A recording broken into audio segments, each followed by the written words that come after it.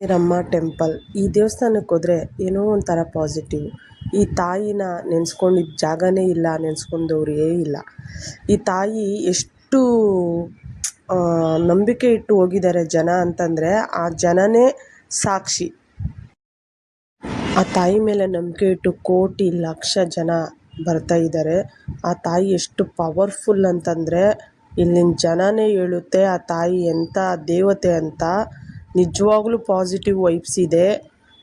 ನಾನಂತೂ 2 ವಾರ ಆಯಿತು ಹೋಗಿ ಬಂದು, 2ನೇ ವಾರ ಮುಗೀತು. ನಂಗೆ ತುಂಬ ಪಾಸಿಟಿವ್ ಅನಿಸಿದೆ.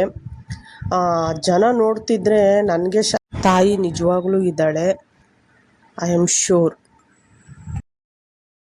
ಆ ಬೆಲ್ಲದ ದೀಪ ಮತ್ತು ಕುಂಬಳಕಾಯಿ ದೀಪ, ಆ ಕಷ್ಟಗಳನ್ನ ಪರಿಹಾರ ಮಾಡೋ ಅಂಥ ಶಕ್ತಿ ಆ ತಾಯಿಲೇ ಇದೆ. ಆ ಪವಾಡ ನೋಡಿದ್ರೇ ಭಯ ಆಗುತ್ತೆ, ಜುಮ್ ಅಂತ ಅನಿಸುತ್ತೆ ಮೈ.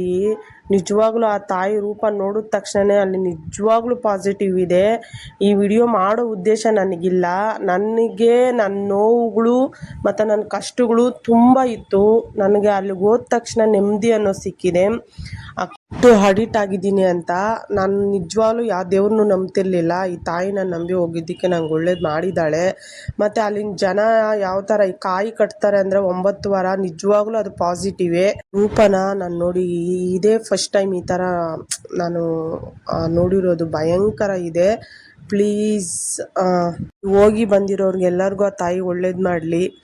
ಪ್ಲೀಸ್ ಶೇರ್ ಮಾಡಿ, ಕಮೆಂಟ್ಸ್ ಮಾಡಿ, ನನ್ನ ಪೇಜ್ ಫಾಲೋ ಮಾಡಿ. Thank you so much.